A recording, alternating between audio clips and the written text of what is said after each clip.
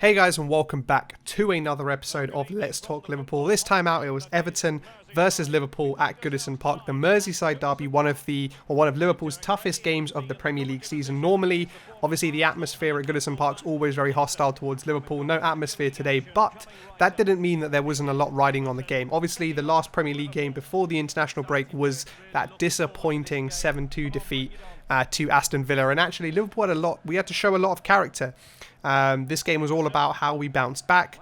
What's our personality like? Have we got it within us to put in a great performance and not let the kind of confidence knocking performance of the Aston Villa game really impact us? And if we were off it, Everton were going to punish us. They've started the season really, really well.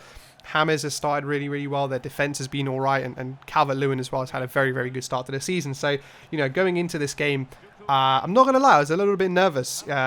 As I said, for those exact reasons that Everton are playing well and we may have been lacking some confidence. But I'm glad to see that the break that the players had, I think, actually was a really good thing. At the end of the last episode, I talked about how I wonder whether the international break would be a good thing or a bad thing given the 7-2 defeat. And looking at the way we performed today, it 100% was a good thing, I think, for us. I think another big reason why we played so much better against Everton than we did against Aston Villa was the return of Sadio Mane, obviously out in the last game, not for injury, but due to isolate due to COVID. And he was so mega in the first half, like fantastically involved, coming short and getting the ball, also spinning in behind. And that was exemplified in the first, in less than 5 minutes at the beginning of the game, where he played the ball out to Andy Robertson again. Andy Robertson again, another a player that we missed greatly. And who obviously started off, making one of his marauding runs down the left, as he always does, as we know we've seen from him, for so many years now. Cut the ball back really, really well to Sadio Mane, who kind of just walked onto the ball and smashed it past Jordan Pickford. Small arms there had no chance, and it was 1-0. You felt like the game hadn't even settled down. Both teams hadn't really settled down, had got their kind of passing boots on, and it was already 1-0. And it was honestly the perfect start we could have had. If the game went on and we hadn't scored, maybe some of that nervousness or lack of confidence from the Aston Villa game may have crept in. But I think that early goal did really, really well to calm the nerves of the players.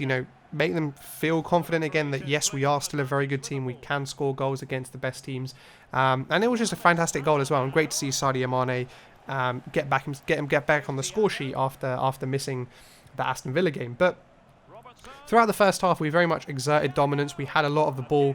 Our midfield was very much dominating their midfield. Alain Doucouré and who else? I don't even know who else they had in the midfield, but they're all very defensive. And the likes of Thiago and Henderson were able to kind of boss the midfield more from an attacking sense. And so the half was played very much in the Everton half. And obviously the Van Dijk injury had a big part to play in it. For those of you who didn't watch the match, it was a ball played over the top from a recycled ball from a corner. And Van Dijk went to kind of square it across, but was taken out horrendously by Jordan Pickford. Now, obviously, Van Dijk was offside by, we've seen VAR, he was offside by a really minimal kind of gap, like he only just his like toe or half his leg was offside. And the thing that frustrated me most about that was that we've seen VAR intervene on things off the ball, and later on in the game, Richarlison got sent off for a foul that didn't happen. The ball had already gone, and then he had fouled him. So why in this case, when Jordan Pickford very clearly put in essentially a red card tackle which endangered a player, he went both legs around Van Dijk's right leg and took him out, which obviously subsequently led to Van Dijk having to be subbed and Joe Gomez to come on. Why that wasn't looked at by VAR, I get the offside was there, and I get that if Jordan Pickford knew he was offside, he wouldn't have made that tackle. But regardless, it was a tackle or that was dangerous to another player, and I'm a bit confused as to VAR, and obviously we'll talk about it later on because of Liverpool's third goal, or the goal that didn't happen, was that why it feels so selective in terms of the things they look at and how they look at things. It's just not consistent, and I wish in those cases and with this happening more often, I wish we had some sort of like challenge system where the managers of the teams or the captain or something could have the opportunity to throw a challenge flag like you have in the NFL or something, and kind of force VAR to look at things.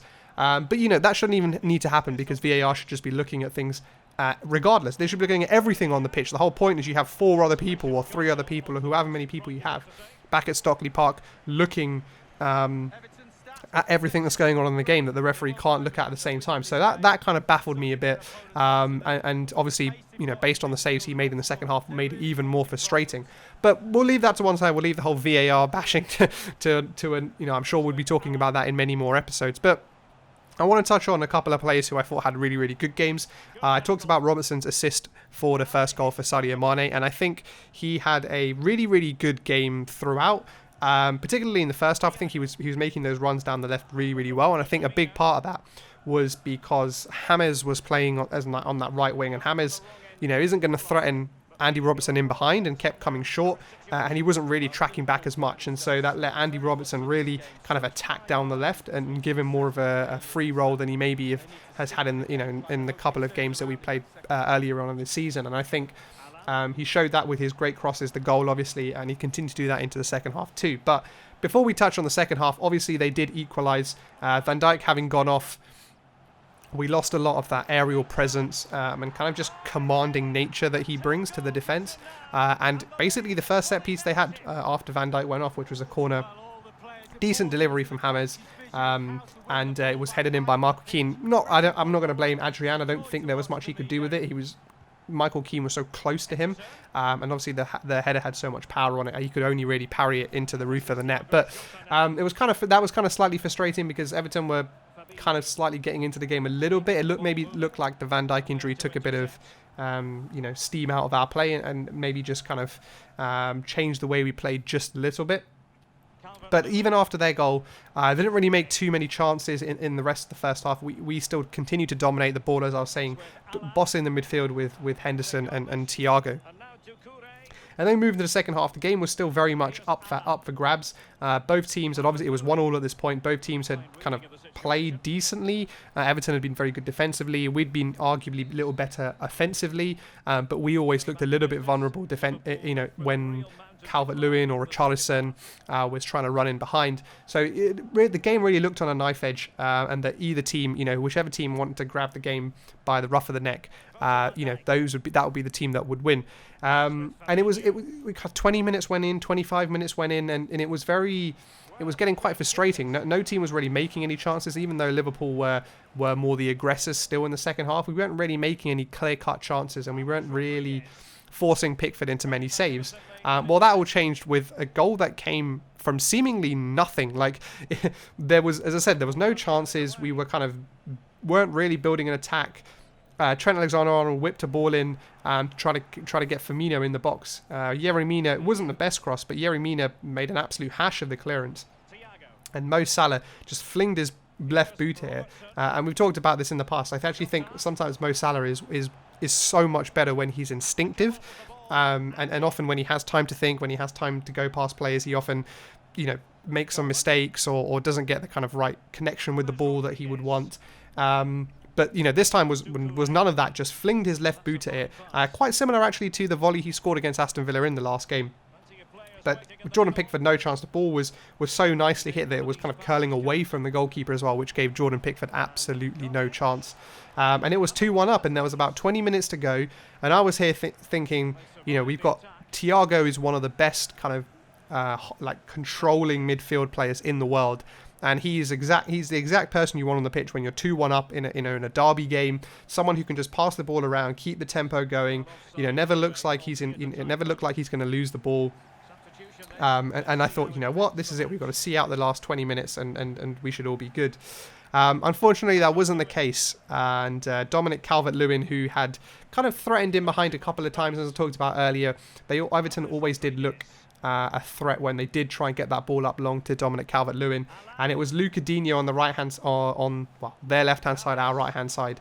He crossed the ball into the box with about 10 minutes to go for Dominic Calvert-Lewin, who quite cleverly attached himself to Andy Robertson at the far post and kind of just ran in and obviously had a much better leap than Andy Robertson and buried the ball past Adrian again. Adrian couldn't really do anything about it, and it was 2-2 with 10 minutes to go. And everything I was thinking in terms of, Thiago controlling the ball and us kind of just seeing out the last 20 minutes of the game all went up in smoke. as we conceded yet again. It was one of those goals where you think, would we have conceded that goal if Virgil van Dijk was on the pitch? I don't know. I think he may have, I think his positioning maybe would have been slightly better than Joe Gomez, who isn't as good as Van Dijk, still a quality defender, but also in terms of his positioning, not really playing on the left-hand side of the defence either. I think Joe Gomez probably positioning could have been slightly better, but fair play to Everton. They targeted Andy Robertson to the far post. It was the right thing to do from their perspective. I think the one thing I would change though, or one thing I would kind of suggest as an improvement, was that we let Trent was just too far away from Digne and just kind of let him have the crossing. We know how dangerous Dominic Calvert-Lewin has been already this season. He scored in it for England as well in the international break, and we know how good he is in the air. And so letting Luca Digne just quite casually cross the ball into the box, was always gonna spell trouble for us. But obviously after that, then they had the Richarlison red card, which I talked about earlier, which was it was obviously a foul on Mane anyway, and Thiago was kind of carrying on with the play, and it was a horrendous challenge by Richarlison, horrible. I really hate Richarlison. He might be a great FIFA player and things like that, but in real life, he is an absolute job's worth. When you play against him, he's always trying to appeal for something. Hammers as well, horrible players like that, where they just always seem to be appealing for something, always feel like the world's against them. And you know what, honestly, I was glad to see him get a red card. I just wish it happened earlier in the second half, so we had longer to play with 10 men, because when they had 10 men, we saw, in the Chelsea game when Thiago was on, how we could control the play, how we could, just dominate, and hopefully we would have made more chances. But there was only about 5 or so minutes of stoppage time left. And we made it 3-2. It was a fantastic bit of play from Thiago with an absolutely whipped no-look pass into Sadio Mane. He does that so well, and Thiago is so incredibly silky. It passed into Sadio Mane, who squared the ball back to Jordan Henderson, and Jordan Pickford just made an absolute mess of it. And I was going crazy. It was 3-2. It was fantastic. It was a fantastic bit of play and a fantastic goal from Jordan Henderson.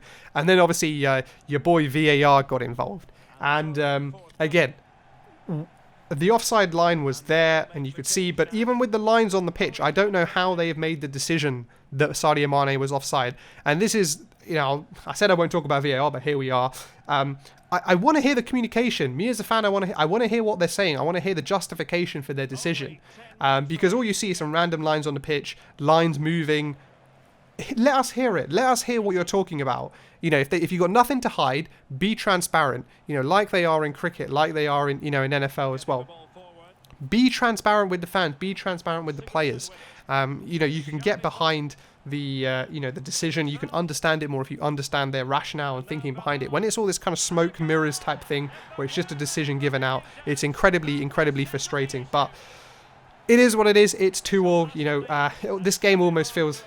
The draw almost feels as bad, if not worse, than the Aston Villa defeat, just because we were so close to winning, and we did play so well. I think man of the match for me has to be Thiago.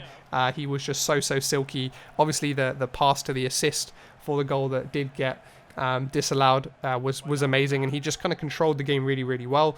And that links to my kind of shout out to Klopp, as I do in all the episodes, where I actually think the midfield that he played today of Fabinho as the holding, Henderson and Thiago will actually most probably be the midfield that he plays with, or his preferred midfield that he plays this season. I think it has a right mixture of kind of holding, anchoring player like Fabinho and how good he is in interceptions.